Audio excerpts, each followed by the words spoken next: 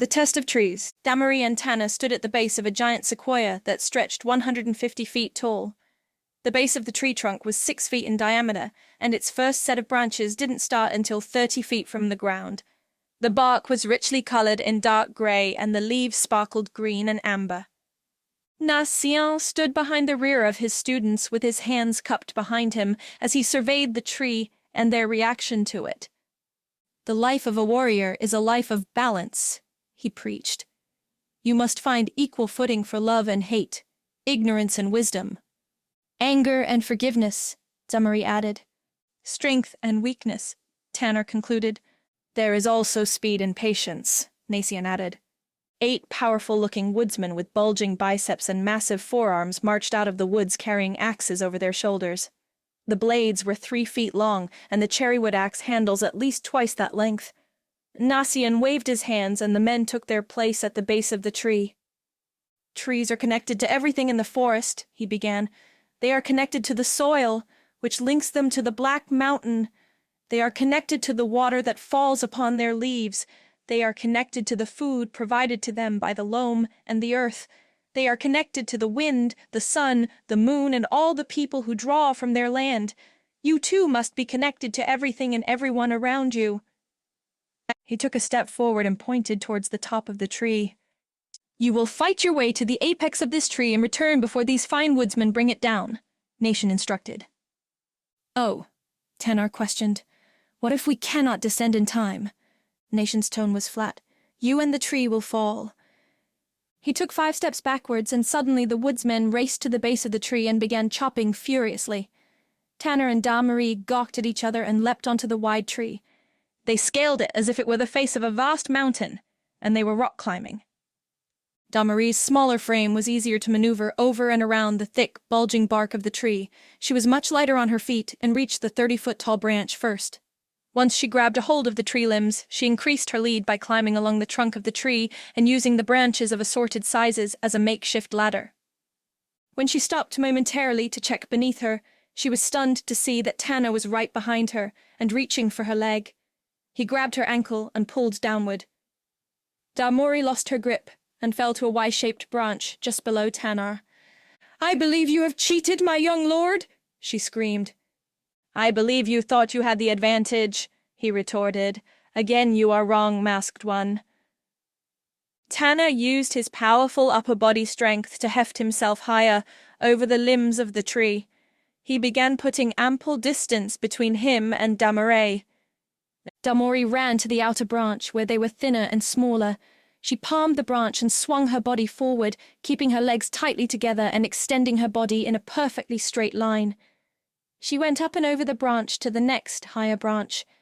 She landed on her feet, took a moment to steady herself, then reached up and repeated the move again. After she'd swung over 3 branches and covered at least 40 feet, she had made up the distance between her and Tanner. He was none the wiser, as he kept climbing and looking for Damarie directly below him. With one final giant swing upward, Damarie found herself even with Tanner and on the same branch. He was closest to the tree trunk. She was on the fringes of the branch. She saw Tanner reach up for the next branch and ran towards him. She skipped on the branch and did a round off to a backflip and kicked Tanner square in his chest. He felt the wind knocked out of him as he slammed backwards into the tree trunk and fell. Damarie had timed it perfectly, watching Tanner as he fell and landed with his legs spread over a wider branch below him. Damarie took a moment to gloat as she looked down at him and smiled. "Balance is something you do not do well, my young lord, whereas I have a woman's center."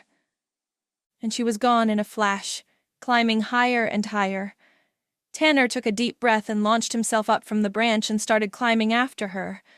On the ground, King Nacien stood by, patiently gawking up occasionally at the duo, battling high in the tree as intense sunlight made him blink as it pierced the forest's canopy. He wasn't pleased with the fighting he witnessed. He expected more from Damarie and Tanner, but he couldn't fault them for giving in to their most basic instincts as young man and young woman. He sighed and silently prayed for the best. There was a lot at stake. Not only did Damarie and Tanner have to battle each other, they also had to battle time. The woodsman had already cut through nearly 1/4 of the tree's trunk. Tanner gained ground on Damarie quickly, by leapfrogging from one branch to the next. There was no way she could compete with his upper body strength, and now the limbs were too close for swing from one to the next. Damori tried to hasten her ascent, but she lost her footing and stumbled. In the second it took for her to regain her footing, Tanner passed her and crossed the canopy. "I believe your veil obscures your vision, masked one," he jeered. "You should remove it before you fall. The ground requires you to see it before you kiss it." He guffawed as he swung to a branch on the opposite side and started his descent. Desperate, Damori focused on the top of the tree and leapt. She sailed into the air and somersaulted up and over the highest branch. She tucked her arms in as she descended in a free fall on the opposite side. Finally, she landed on a thick branch adjacent to Tanner. He gasped when her hard landing rocked the tree and nearly shook him off. "Lord Tanner, one day you will be king. Of this I am certain." Tanner took a moment to smile at her.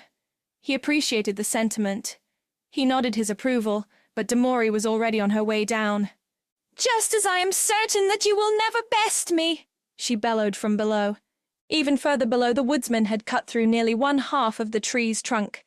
Now they were rocking it back and forth to topple it. The woodmen had cut into the west side of the tree and were pushing the east side to make it topple in the direction of the setting sun. One final heave from the 4 powerful woodsmen, and the tree groaned with a loud crack and started its slow fall. The tree's upright angle evaporated, replaced by an ever-decreasing angle as its fall became more acute. Tanner lost his grip and fell flat on his face against the tree trunk, which was now at a 45-degree angle and decreasing rapidly as the tree gained momentum from its fall. Tanner tried to grab a hold of nearby branches, but they were too fragile and too small to carry his weight.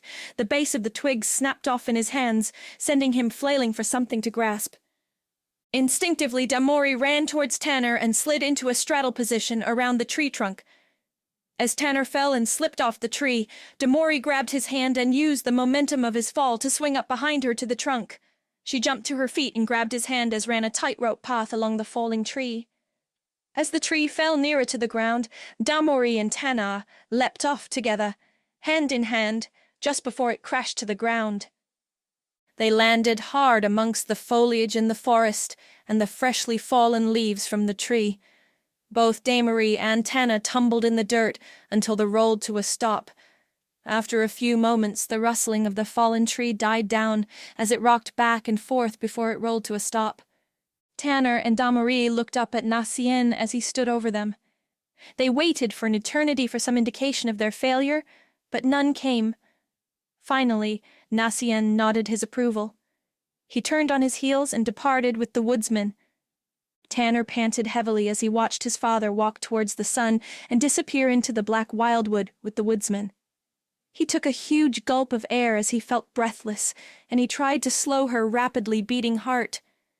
After a few moments, he felt his pulse slow, and he no longer felt breathless, even though his chest still heaved as his lungs gulped the air.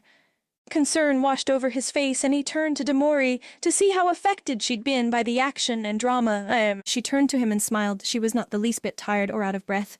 Tanner gawked at her, annoyed. "Are you not at least winded, masked one?"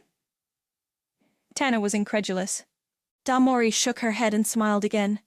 Their eyes locked briefly as they turned away. Then both Damori and Tanner turned back to each other. There was something about the closeness they felt when their eyes met in the heat of the moment. Both young man and young woman felt compelled to extend. Each returned the other's gaze without any self-conscious regrets. Even when Damori opened her mouth to speak and nothing came out, neither one turned away or lowered his or her eyes. "Why did you come back for me?" Tanner whispered after an eternity. Although she was not out of breath, Damori had to take a few deep breaths and wait until her heart stopped beating like a drum in her ears before she could speak. "We train, not as enemies but as warriors who are joined." Her voice was only a whisper. "Joined how? Please tell me," Tanner whispered. Damori froze under the direct gaze of his searing eyes. In truth, this was exactly what she had done so many months ago when she and Tanner actually completed the test. Now she was in a warm bedchamber lying in bed next to Eolin. It was a standard bed, but far more comfortable than the bale of hay in the barn she had slept in for 6 months. Now she was attempting to do in her dream what most people do when they relive an awkward moment in their minds. She was trying to rewrite history. On that day months ago, after the test of trees, Damery had come to feel something she never felt before. It was all over her body, even in areas of her body she thought were hopelessly utilitarian rather than susceptible to arousal. She had an out-of-body experience, watching her poor servant body feeble in its attempt to converse with the stately and noble heir to the throne. Now, in her dreams, she hoped to settle the matter and correct her miserably pathetic previous responses. Damory and Tana were still seated on the ground as he inched his body closer and closer. He kept his eyes locked on Damory as he leaned in so close his face was just inches away from her pursed lips beneath the veil. His sweaty scent made her nose tingle, and she felt a sigh escape from her mouth. "Why did you rescue me?" he demanded softly. Damory was quiet as she fondly watched a bead of sweat roll down Tana's cheek and cross his lips. "Slap him with your scabbard and strut away!" She could hear herself yelling from the heavens, hoping desperately to get the young servant's attention before she came to look like a fool. "Do not say what I know you will say!" "I will never let anything happen to you," she breathed softly. "I mean, our training is for us, two, together, joined." "Ah," he said. "There is that word again. Joined." Damory took a long, slow, deep breath and started to fan her flushed face. "Is it warm to you?" "It seems balmy to me," she confessed. This time in her dreams, exactly like the last time in reality, Tanner enjoyed Damory's discomfort. He became even more pleased when he noticed her hands were trembling. He just sat back, smiled, and said nothing. Damory Essence, high above her in the heavens, watching the event take place, felt powerless. Like all out-of-body experiences, her spirit could not intervene. Finally, Tanner had managed to beat her. He overpowered her with emotional magic, and now he sat there like a motionless sloth, waiting to see how she would free herself from these emotional clutches. "It is too late," Damory from above screamed. "Do not walk away now! Stay and face him!" It did not matter. Damory jumped to her feet, stumbled slightly, and turned to Tana. She brushed the dust from her cloak and robe and stood straight. "I will go now, my love," she blurted. She immediately gasped and slapped her hand over her mouth. She was mortified. She turned without another word and ran away. She never looked back, and she never stopped. She crossed the meadow in just a few steps and dashed into the woods. The sun had set and the air glowed with a thinly veiled blue twinge. Even the bark on the trees possessed a blue hue. Everything was blue and cold. Everything except Damory's hands, feet, and neck. She felt like she was on fire as she ran. Even the coolness of the breeze from her run could not douse the raging heat of embarrassment she felt. She had no idea how she would ever face Tanner again, but right now she just needed to get away fast.